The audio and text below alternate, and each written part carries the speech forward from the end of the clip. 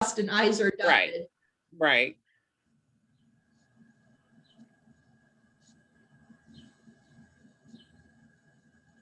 Hi, Monique. Mary. Hi, Nita. I was just getting ready to say, hey, Nita. Hi, everybody. Hi.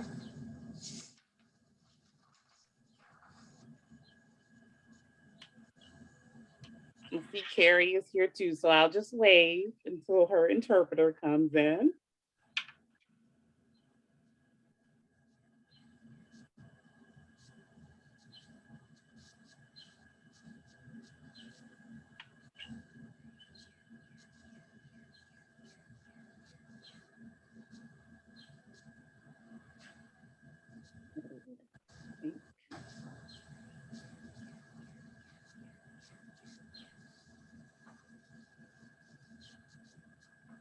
Hey, Nita.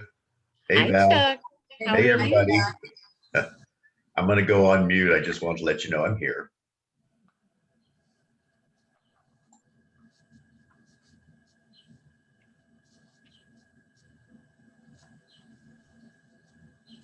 And I will be respectful of everyone's time today. Sherry is on vacation. How dare she? But, you know, I didn't want to cancel this opportunity for us to connect prior to the retreat. And just my purpose for, you know, kind of scheduling this session, you know, especially now that you all have gotten your placements settled,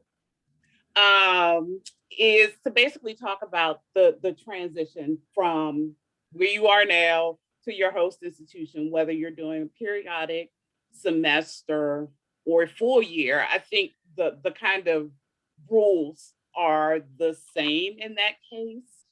And, you know, and we say this often, and it sounds kind of hokey, and we've heard this before, but communication really is the key to a successful fellowship year, and not just communication with your sage or your mentor, especially if you are doing a year or semester and you're not at your campus. Communication is critical to success.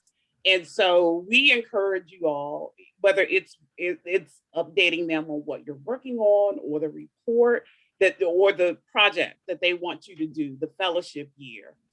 It is really critical that you kind of keep them informed. Just in one respect, it is kind of reminding them that you still work for the institution, but that you also are coming back to the institution with something that will benefit the institution. So, you know, it is definitely critical. Hold on for 1 second. Peggy is sending me an email about not being able to get in. If one of the sages can take this one for 2 seconds, and I'll pop back in.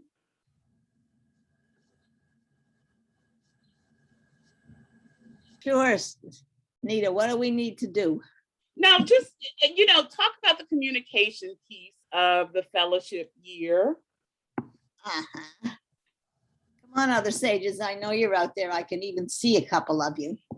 I think what you just said, Nita, was they need to go to the new institution, but remember that you come from an institution that you're going back to, and you need to assure them that maybe you are going to come back. And if you are coming back, which we certainly hope, that you will bring them back something useful. And I think those are very important things. And I can't stress enough, and I'm sure Nita and the other sages would agree, you can't stress enough that if you go away, you really are going to have to keep your old institution in the loop, because with everything else, they'll tend to forget, and then you'll come back and they'll say, oh, who are you? What are you supposed to be doing here? Not good. So, especially if there are leadership transitions that happen while you are not, you know, on the campus. And we have had fellows for the last probably 5 to 10 years who either their nominator or the president of the institution has changed. So fellows who manage that well reach out to whoever the new person is. But fellows who don't navigate that process very well find it really difficult kind of reintegrating into the campus when they come back, whether that's at the end of the semester or the year. So it's just, really critical, and they find it very difficult. And so the sages have heard it and we have heard it. And at that point, there's kind of nothing we can do.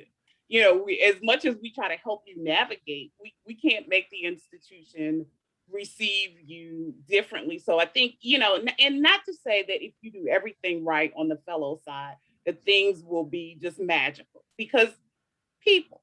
So, it's just, and another thing that I just wanted to say is that just during this process, if you start to run into problems, whether it's with the host institution or your nominating institution, just let us know. There may be some things that we can, kind of troubleshoot for you and help you navigate those waters. But if things go very far down the road and we don't hear about it until either we're hearing from the host institution, which has happened, or things have imploded, which is kind of unmanageable, there's not really much we can do to support you, support the placement. So, but my one piece of advice is just communication on all sides of this.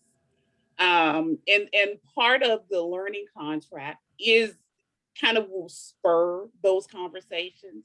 So we encourage you to use that as a tool to talk to your SAGE, yes, but to also keep in contact with your nominating institution to kind of say, this is what I've worked on. These are the meetings that I've gone to, whatever that is, you want them to know that the money that they are investing in you for your salary, if it's a split placement, the program fee, placement fee, that money is actually will benefit the institution in the end of the fellowship year. And I think that I sent you all the transitioning to your host institution document. So some of those things are just kind of things that are standard. A few of you all have asked me about when can you announce to your either home institution or nominating institution. The placement agreement information that we sent to the hosting institution, they have the sample press release. So if you're interested in having them do that, I would, encourage them to refer back to that information so that they can send it out to announce you to the campus community.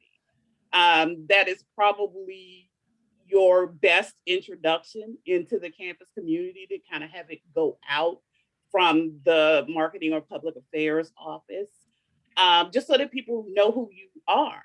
And if you're doing a semester that is a spring semester or periodic, that will be critical for you. So, just keep those things in mind as you're going. And if there are fellows on your campus, your home or host, I would encourage you to stay in touch with them during the fellowship year as well. There may be things that they can help you navigate, being as they have gone through this before, or they're in administration, so they may be able to help you navigate things differently. Basically, as we say, just be open to this entire process, because there will be a lot of things that will come up that may be new that we haven't seen before. So helping each other in that respect. I know you all are using GroupMe, WhatsApp, one of those. I think using each other as the community of helping you all troubleshoot things is helpful as well. So it's this conversation is more organic, so it's open for you all. If you all have questions specifically of us, of the sages, of what to expect during the fellowship year, have at it. I probably will not be managing the Q&A or the chat, so just wave at me or raise your hand or whatever, to get my attention. So the floor is yours.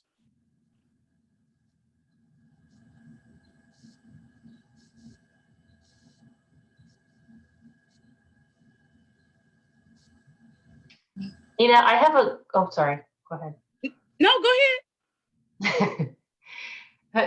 like a very concrete, it's probably not that important, but I'm just trying to make sure I understand what's supposed to happen with the professional development fund part of it if you have a semester placement.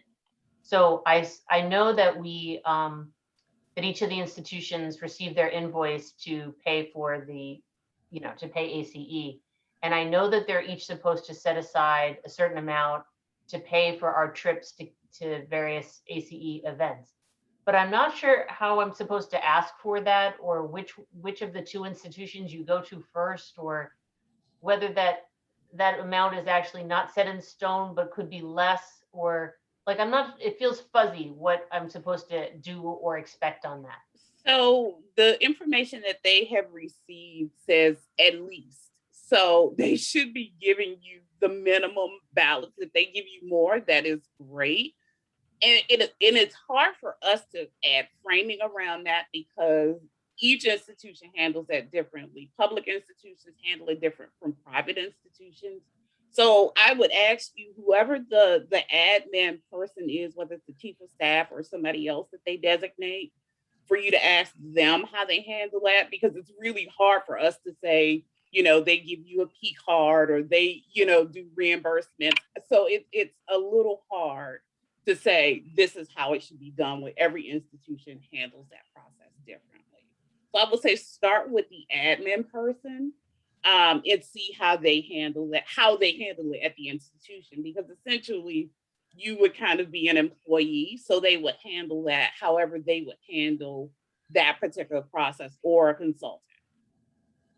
I know that's not really helpful, but that's just kind of the best advice that I have, because it really is. That's why that particular correspondence is as loose as it is, because every institution handles it differently. Some will ask you to submit your receipts after, some will put it on a credit card for you. So it really is asking the institution how they prefer to handle the process. Okay, thank you. I was hesitant to ask, since I'm going in the second semester, for anything before I even arrived. Well, your nominating institution should be handling that, because if you're doing a split placement, your home institution is footing the bill for that. So if there are any meetings or any events that you want to go through before, remember there's that split. So they pay half the program fee, half the professional development fee. So those funds should be coming from your nominating institution for the fall. And for then, the fall. and, Yep. and then Because you're doing your placement in the spring, correct? Right. So just handle it by period of time. That's actually very helpful. I didn't think of it that way. Thank you.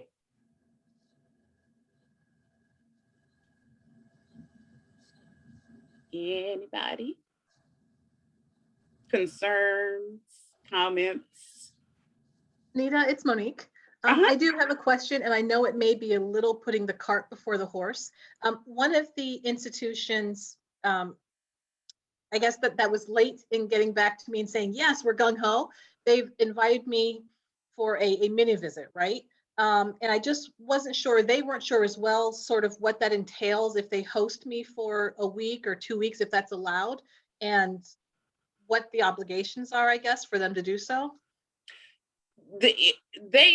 You have already selected your placement institution. So anything outside of that is essentially a campus visit. So if they want to reimburse you for that, that's great, but there's no expectation that they would, because you would essentially be doing a campus visit. It would be a longer campus visit, but that would essentially be what that process was. Okay, perfect. And that's pretty much what I expressed. Now, as long as our host institution, as long as we're free, we're good to go, right? I mean, do we necessarily need to ask for permission to go? No, I mean, I think it's not asking for permission, but you do want to make them aware when you won't be, especially if you are a year-long fellow. And your mentor knows enough about the program that he has my cell phone number. He will send me a text and say, what's going on? So you just want to be communicative with them to say, I'm planning on doing a campus visit from this time to this time. I'll be checking in with you, or I'll be coming back, whenever that date is. So it is just, you don't need to ask their permission, but I will caution you all to be very careful about the number of campus visits you decide to do during the fellowship year. We have had years where mentors have come back to us and said, I don't know where my fellow is. They're never here. So you don't want to be an absentee fellow because they are paying to support your fellowship. So be very intentional about the campus visits that you do go on, so that you're not seen as, they're using this year as a travel club, because it will get back. And there are, it's a small world of higher education, and that type of information circulates very quickly. And so, you don't want a narrative to be spun about you that is negative. I'll just leave it there. Go ahead, Stacy. Hi, everyone. It was really exciting to see everybody's institutions and their placement. I'm so happy for you all. Nina, my question is a follow-up to that. With regard to our professional disciplinary life, if we get an invitation to be like a distinguished speaker at a professional discipline conference or a university, should we defer that a year, or is it okay to accept that? Or is that, of course, if our mentor says yes, or does ACE not want us to do any of those activities while we're on fellowship? No, I mean, we know that your life does not stop with the fellowship year. So I will give you the same advice that I just said about the campus visits. As long as this does not absorb, an inordinate amount of time and you're away for very long periods of time, I would communicate that with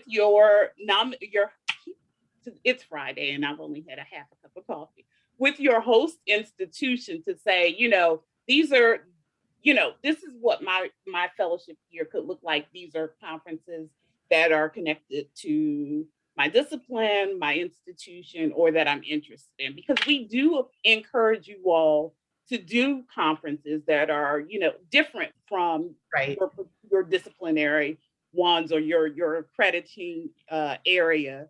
So we do encourage that, but you just kind of want to take that with the same caution that you would take being away in any other respect.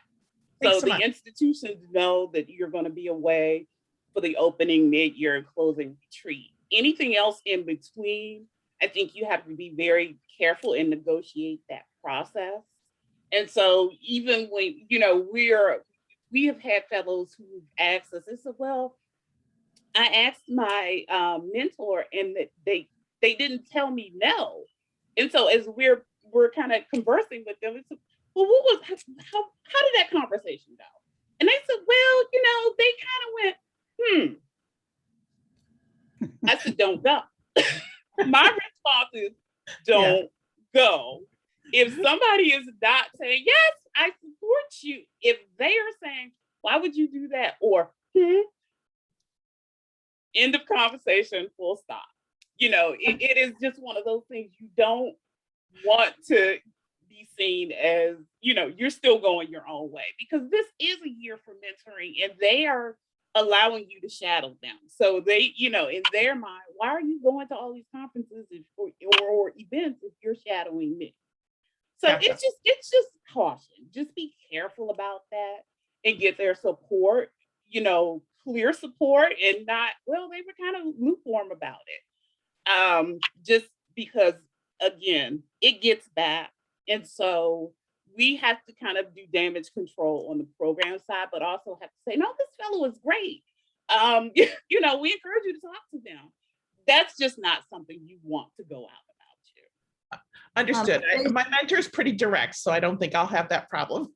Stacy, I would just add one thing, and to all of you who are, going to be a distinguished invited speaker someplace or other, it's nice if you put your usual home institution identification on the program, but you might also ask them to put ACE fellow. Yes. So that you give a little publicity to the program while you're at it. That would be good.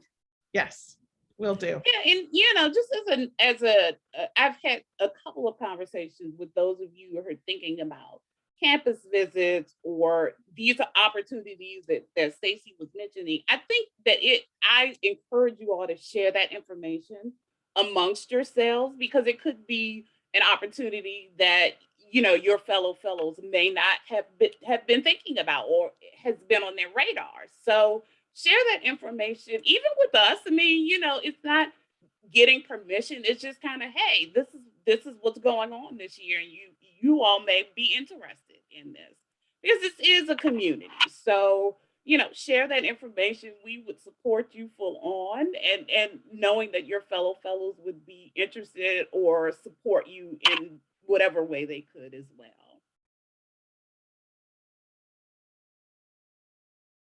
Nita, were you gonna also mention the fact that sometimes fellows organize little field trips together to go to particular institutions of interest? Yeah, and I know we talked about this in kind of in spaces. So, campus visits are those type of things that are the fellows have organized themselves. So, we're going to try to do a couple of virtual ones at some point soon.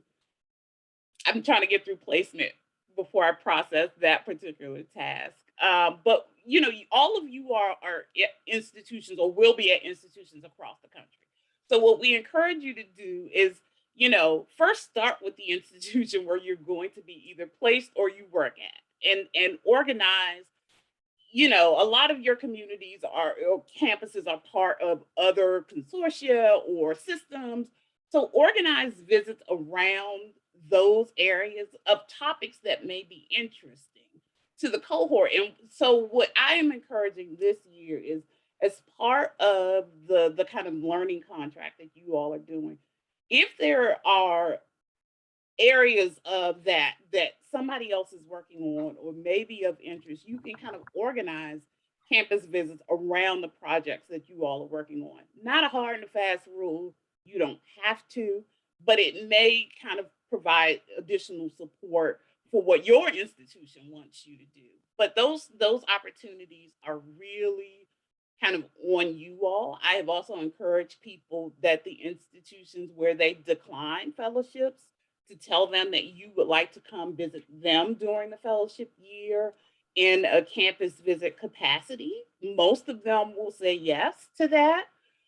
So you all have those opportunities, and you have the opportunities of wherever there's a fellow to reach out and have a campus visit. They would be happy to host you. It shouldn't be a heavy lift. All you have to start with is I'm a 21-22 ACE fellow, and that gets you in the door.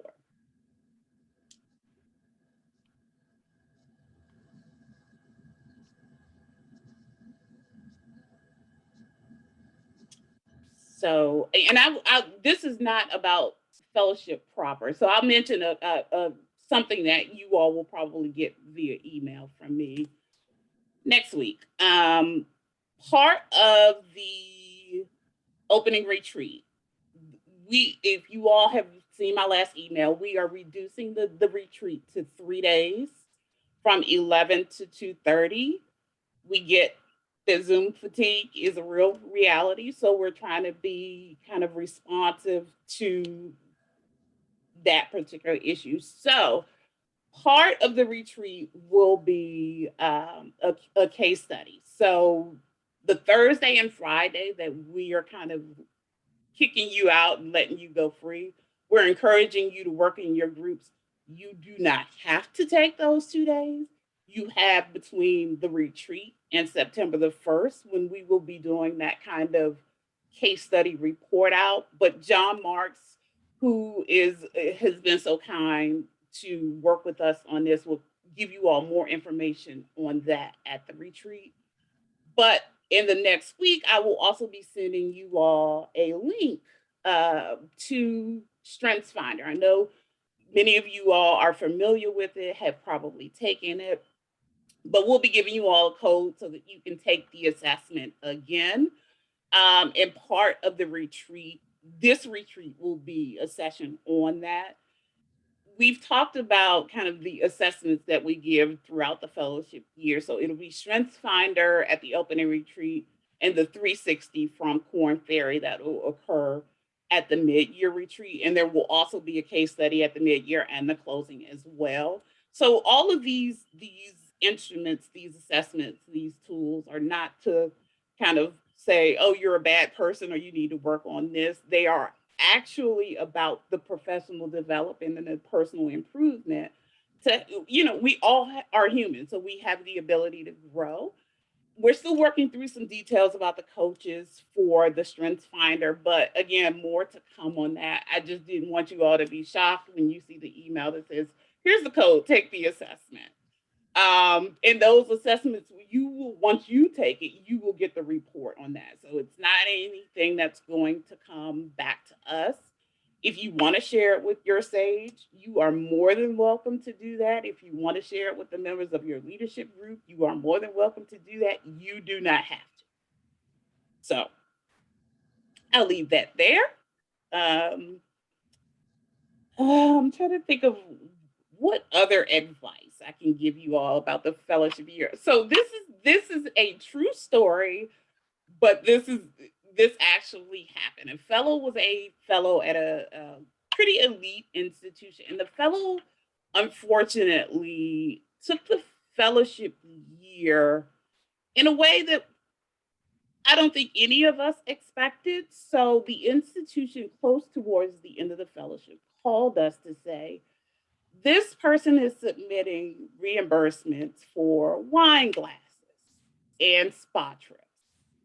And that was a very difficult conversation for us to have because that is not part of the ACE fellowship. So just be mindful. I don't think any of you would ever do that. Please don't. My follicles can't take it. And I keep saying I'm graying already. But just be mindful of, especially in this year, when we know that budgets are being cut and other people have been furloughed or other people have been reduced in force or travel budgets have been cut. Just be mindful of everything you do, the optics around that. For yourself and for the program, please.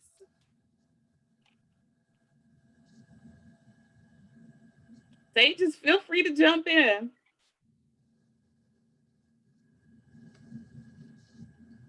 I should call on Ron because he came in last. Oh, there he is.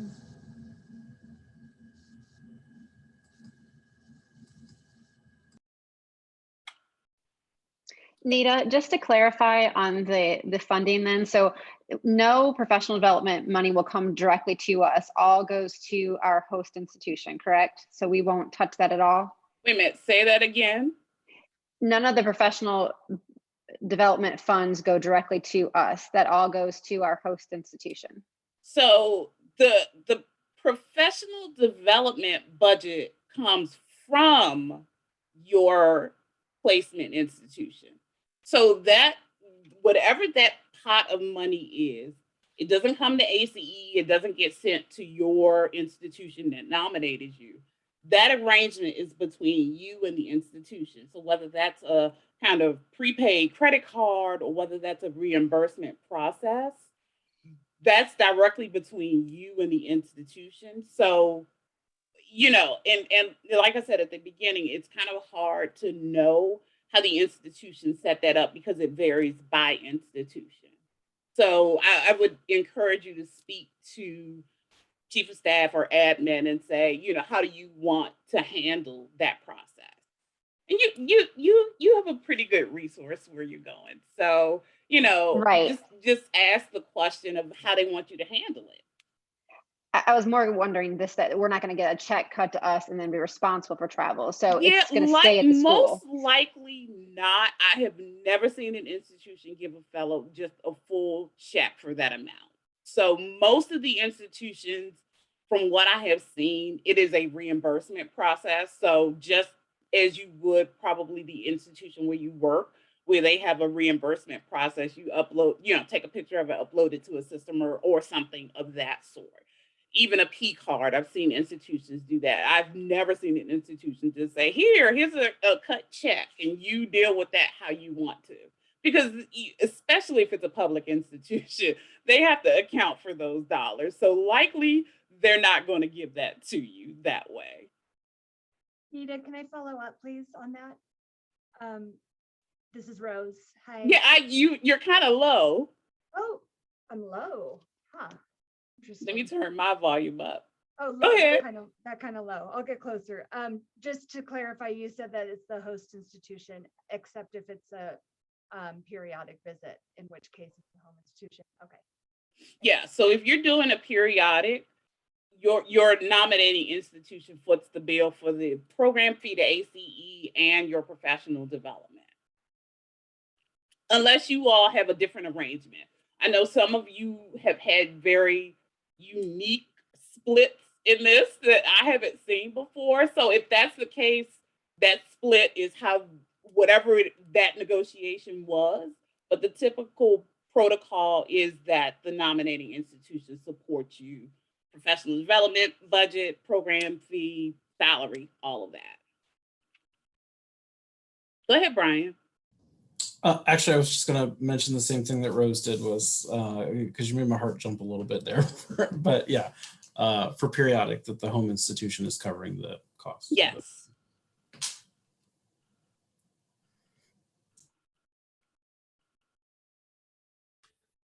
I have a unique situation. I'm sorry to join. I think there are people who raise their hands. So Yeah, go ahead. And I'll get to you in 1 second, Tim. Go ahead, Juan Wilson. okay, thank you. Apologies. I don't know if I have a unique situation, but thank you. Great to see everybody's placement is completed and year-long split and periodic. My situation is, I am going to spend the full year on the fellowship. When I fill the form, I fill periodic. I visited the host institute. And when we started that form, I filled year-long, but what I'm going to do is kind of a hybrid. I will be coming home, going back. If it's just like you advised us not to be so much a burden on them, but actually I will be focusing on the fellowships throughout. So as I started the form filling, and when my host completed, they said, oh, that must be periodic. So they changed it to periodic. I'm fine. The terminology wise, I'm fine, but I know I'm going to focus on the fellowship, perhaps fully, almost fully, except few commitments I have. I don't have any of my major academic commitments. Everything is delegated. Now, my home institute also approved the 10,000 professional development budget. Is there anything the host is expected to do in this situation? I know my form is, I think, now consistent in the paper trail as a periodic. Is that okay to be called periodic? Still, I'm going to be, I am a hybrid full-time. There is no such category, I know, but I don't know if anybody has a similar situation, but I just want to say it. Yeah, it's kind of one of those things, whatever you call it, as long as there is agreement on the sides of whomever. I think I have already sent out the information to your institutions regarding invoices or whatever. That's the only place where it gets sticky in the paperwork process, because we have to invoice someone. So, whatever that breakdown is, just make sure that whatever was sent out matches the agreement that you have in place between both institutions. Okay, that helps very much. That I'm sure my home institute is paying the fee or already paid you. I know that that's approved as well as by professional development. So if that's the only issue, I think I'm good. Yeah, like I said, as long as you are comfortable and have agreement from both parties about what that looks like, as long as we know, just so that, again, on the paperwork side, that everything is signed, sealed, and in the ACE system the way it should be. That it's you can call it whatever. There are several of you who have split placements. It's still a semester. It's just but it's how you classify it. It's nomenclature. So that is, I got a question about the form that I sent, and where I indicated it as split. That's NETA language. You communicate to your institution, your campus community, however you feel. I am here a semester, or I am here the year. You communicate that with whatever you agreed to with your potential, not your potential, your mentors. And for those who have asked about the form, and do you have to have a secondary and tertiary mentor? No, you don't. You can only have a primary. It's best for you to have more than one, but it's not required.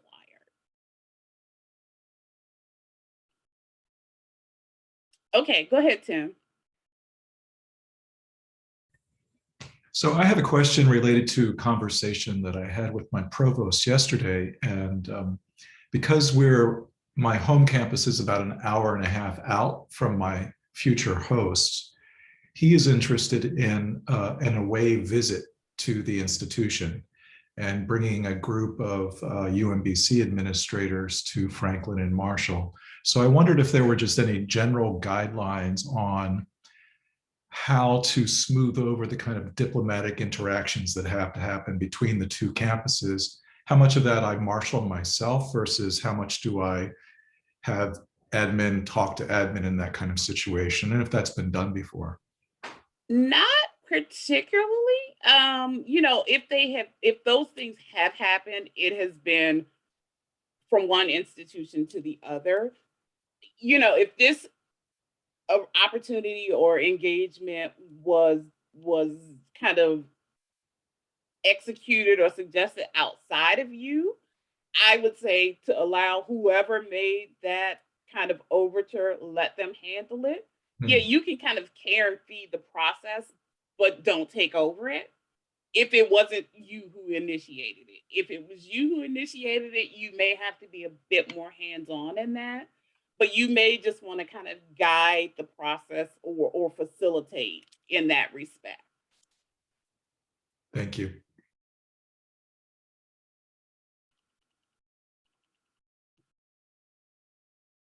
And I will add something else.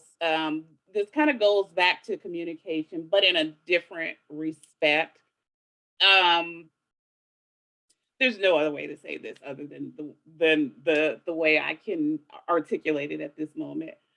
This is your fellowship year. So for those of you who have staff, please be mindful not to have the staff do work for you, in the sense of sending your learning contract to your SAGE or dealing with your mentor and nominator. And I'm not saying don't have people support you, but it really creates a very different kind of perspective when you have your staff engaging with people at your placement institution and or ACE.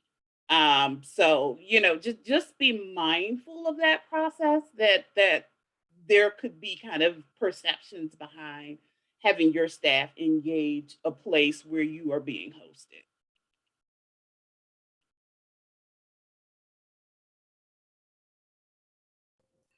Nita, can I ask a quick follow-up to that? Just to Sure. make sure I'm clear. So, for example, my assistant has been copied in on all of these conversations regarding scheduling, because quite frankly, she will kill me if I start messing with her schedule as she's moving 1,000 pieces.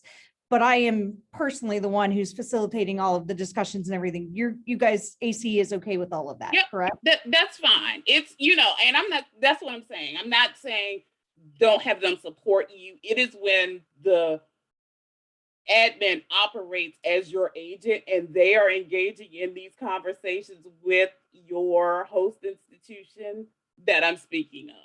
Got it. That creates a very different perspective, I think. Appreciate it. Thank you so much. Yeah, I mean, for those of you who have admins, rock on, but you just don't want that. This is your fellowship. So you want to create whatever those arrangements are with the institution. especially chief of staff or executive assistant to the president. Those are relationships that you want to be open to you. You don't want them to say, who are you again? Oh, I know you're admin. I don't know you. So that's just, just a caution, because I have seen it happen before. And the institutions get annoyed and will call us and say that the admin is not the fellow. So, these are just kind of experiences that we have had over the fellowship year, that it do with the information what you will. That's all these conversations are for. You can take it, as much of it, or leave it. However, when you run into problems, if you leave it, just keep that in mind.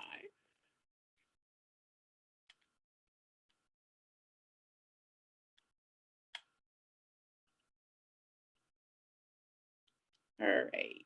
Anybody else? Even if it's not about placement, feel free to just jump in.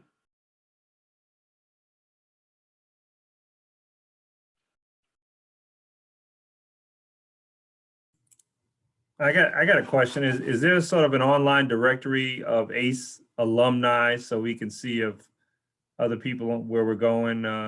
Do you see this space? Hey.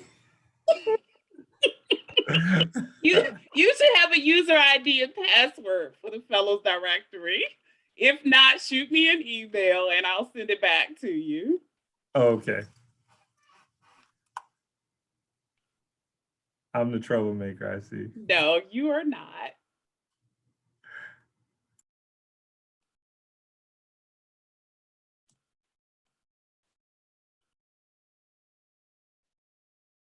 Well, I am not going to hold you all. If nobody has any additional questions, we could sit here and look at all your beautiful faces all day. Sages, I'll turn it over to you just for one quick parting advice for people getting ready to go off to their fellowships and begin their fellowship years. Wow. I really need more coffee today. If there's one bit of advice that I would underscore, is do not neglect the communication piece. It's very important that you communicate with your home mentors and your host mentors, and not say, I'll do that when I get back to the campus, because you want them to know you're still there.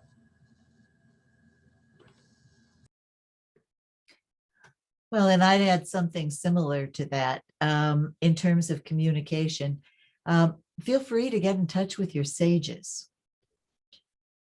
There are times when fellows find themselves in an awkward situation and they aren't quite sure how they might handle that.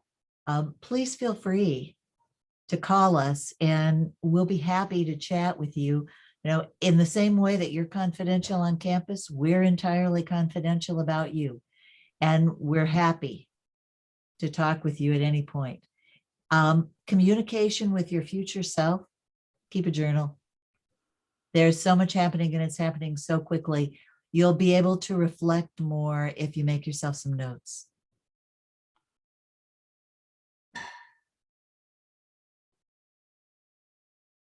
That's a really good piece of advice. And I would underscore it. And even if you're not practiced at keeping a journal, this is a good place to start.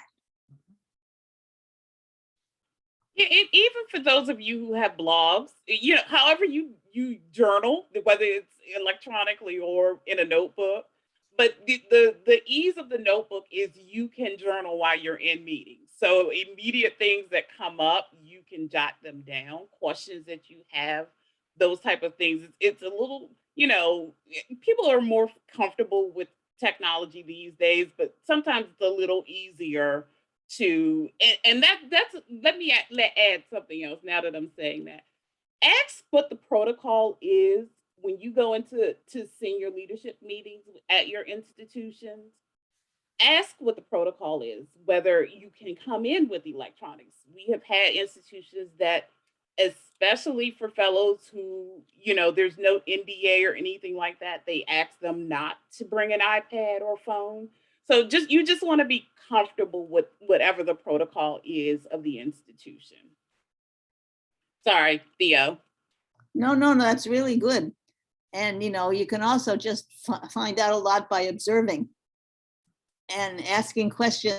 And if you didn't think you needed a secondary mentor before you got there, you will decide you need one when you get there. The first time you walk into the president's cabinet meeting, you're going to have a lot of things to learn. And they're going to do weird things that you don't understand. And so find somebody to ask.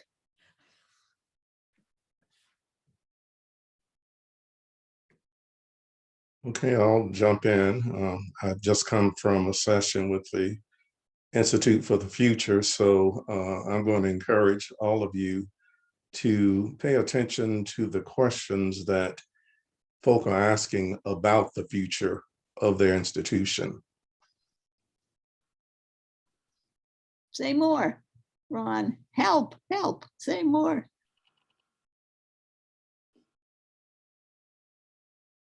Well,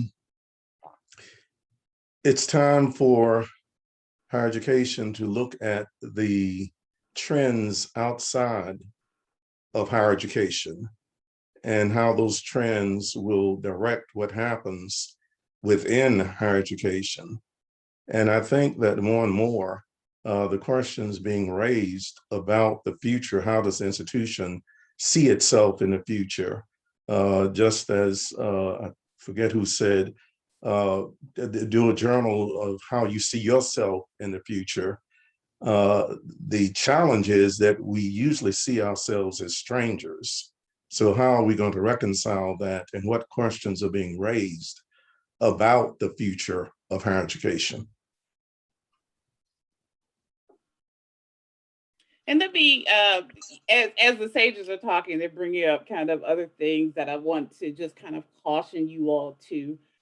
For any of you or all of you who will have that kind of direct access to the president's senior administration, please know that somebody on your host campus will try to befriend you to get information out of you.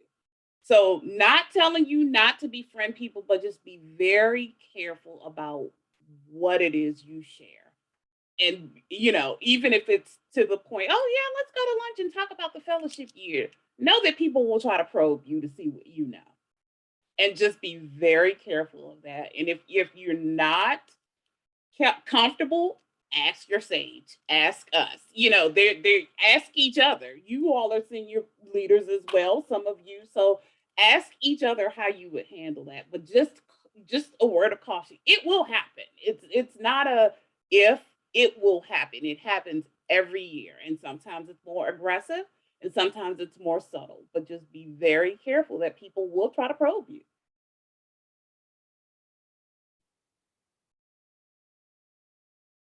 Sorry, Peggy or Chuck. Well, you were mentioning that in the context of the placement, correct? Any institution, honestly, Yeah. Well, for those who no, I meant where they're being placed, you're saying. Because right. I would say exactly the same thing, and you'll hear me say this year, your home institution, especially for those of you who are on a year-long placement, you are away. And things will change while you're away.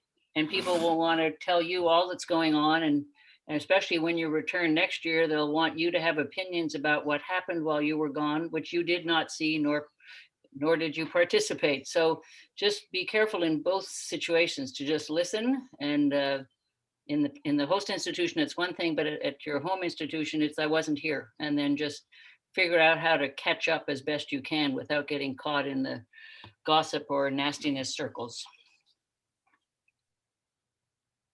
Yeah, I would second that. I would suggest that when you go in at the host institution, when you go into a meeting, before you sit down, do a quick assessment of the meeting geography. If there are two layers of people sitting there, those at the table and those that are not at the table, you're not at the table. The president may ask you to come to the table or may not ask you to come to the table, but you sit with the others, because if you go sit at the table, you will offend everyone who's on the periphery. And you don't, just because you sat in the wrong place that you would sit in your home institution. If it's all one thing, sit not next to the president, but down the way a bit. There's somebody else you might like to want. The other thing I would say is that fellows find really excellent opportunities to learn what's going on if they schedule not too long after a meeting, particularly with the senior leadership, some private time with the person that is your host. And so you can get interpretations of what just happened from them and say, what happened? What was that really about? Or I didn't fully understand. Could you kind of put a context here, because I can tell for sure this is part of a continuing conversation at the institution that I'm just joining, or something like that. And my previous fellows have reported uniformly that the best, most highly important learning experiences for them were those post senior leadership meetings where they could ask the president what was going on there, what were you trying to accomplish, did you get it done, et cetera, et cetera. And the presidents will become expansive then, and they'll throw a whole bunch of other things in there too that you didn't ask for, but that will be very helpful for you. Yeah, and just as a kind of add on to what Chuck said about the meetings proper, is that you also want to read the room in the sense that either the president will let you know, or you kind of pick that up by osmosis. But if you have not been asked to interject, don't.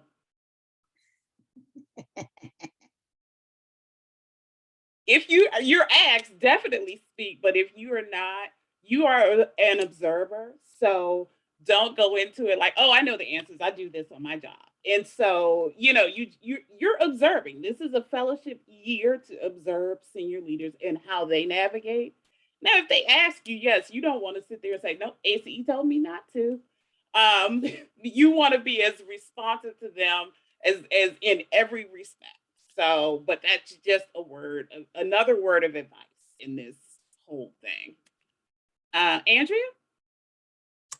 Thanks, Nita. Thanks, everyone. It's good to see everybody, and I hope everyone's finding some rest and new forms of comfort in this summer.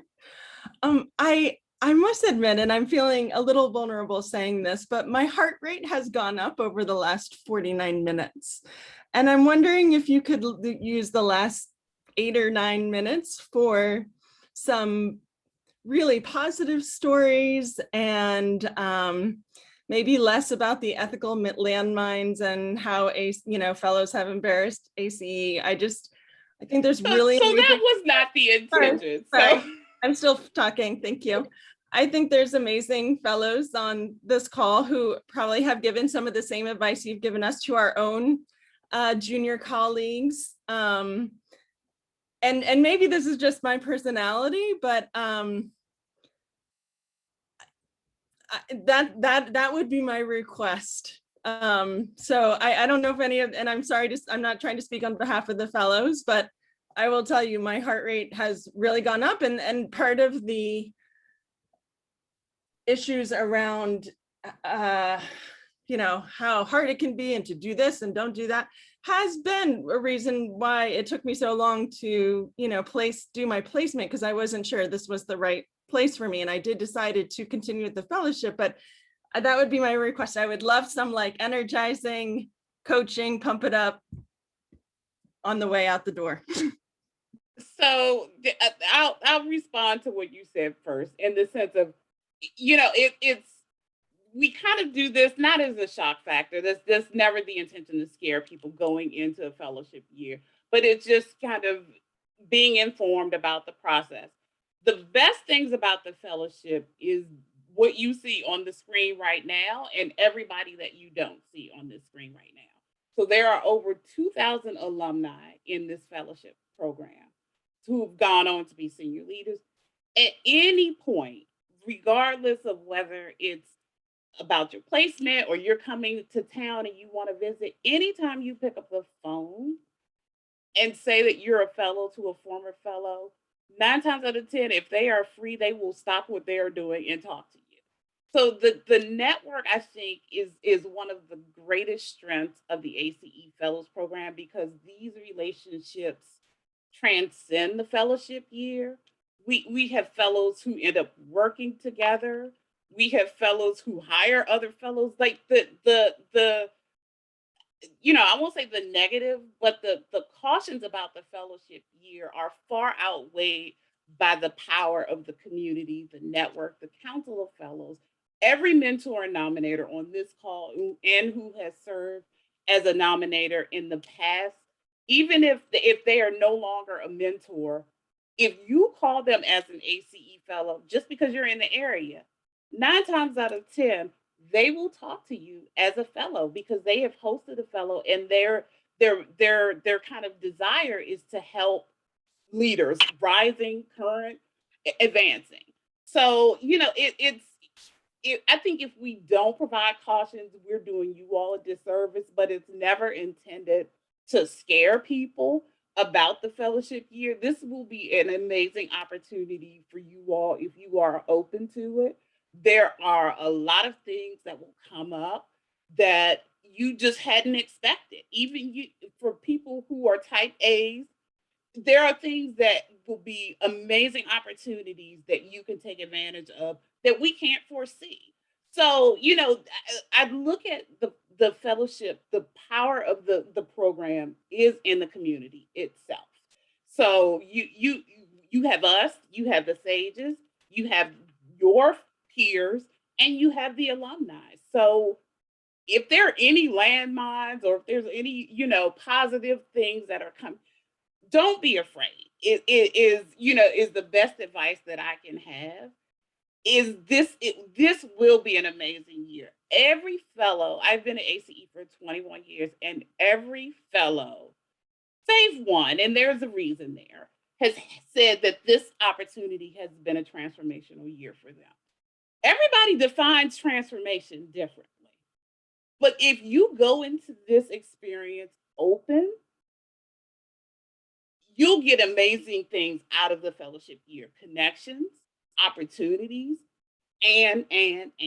So look at it as in the sense of, take what we say with, yes, we want you to hear us, but take it with a grain of salt. That this is, ACE is cautioning me to do this, but they're also encouraging me to go out and do this and learn and share who I am with my campus community.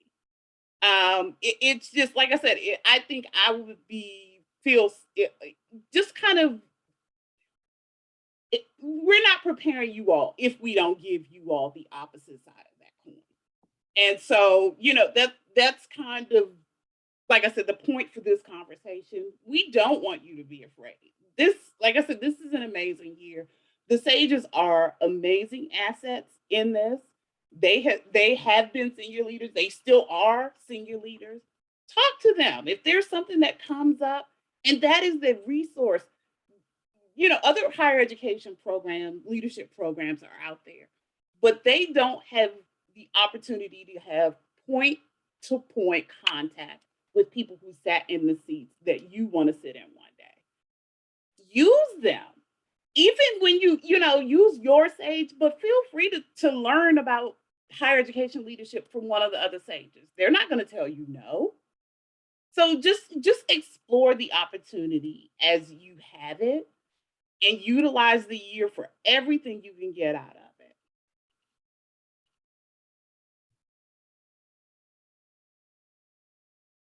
it. Adria, one thing I want to say is I'm thinking about getting ready to go to summer camp. And they send you the list of what to bring, and they tell you about all the bad things like poison ivy and snakes and God knows what all. And so you might worry about going, but then you go and it's your experience, and it's a totally different, life-changing thing that you wouldn't have imagined, even from what they say in the catalog or the God knows what. Same thing with going to college. It's like that, just, you've done this enough times so that you should be okay to do it again, and it'll be great.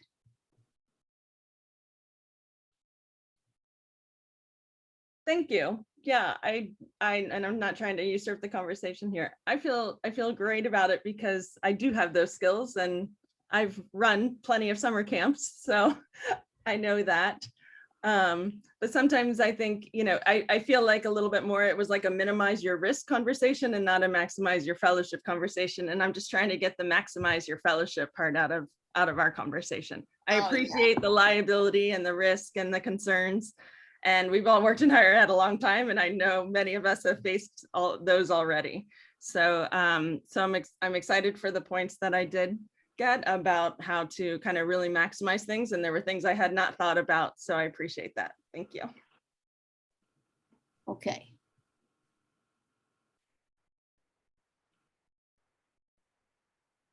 And at least most of the places will go, no poison ivy.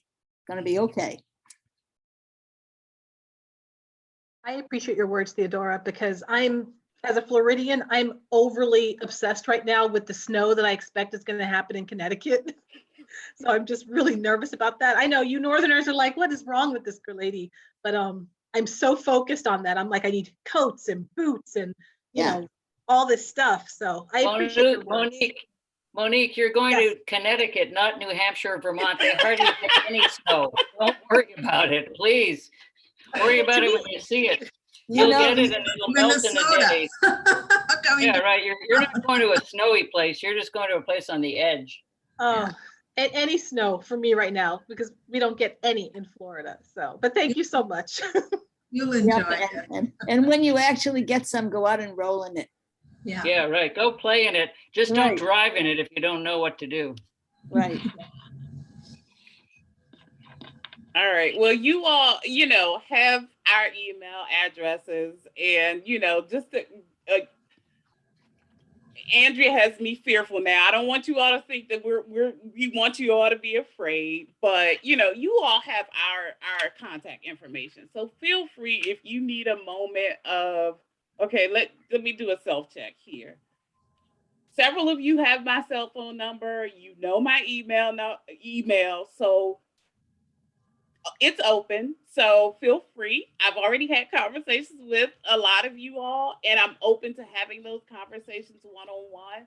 So, you know, use me as a resource as well.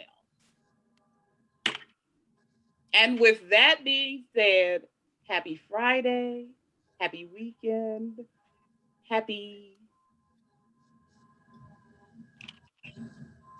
and I do hope you all have a wonderful weekend. Bye-bye. Bye. Thanks so much. Bye. Okay.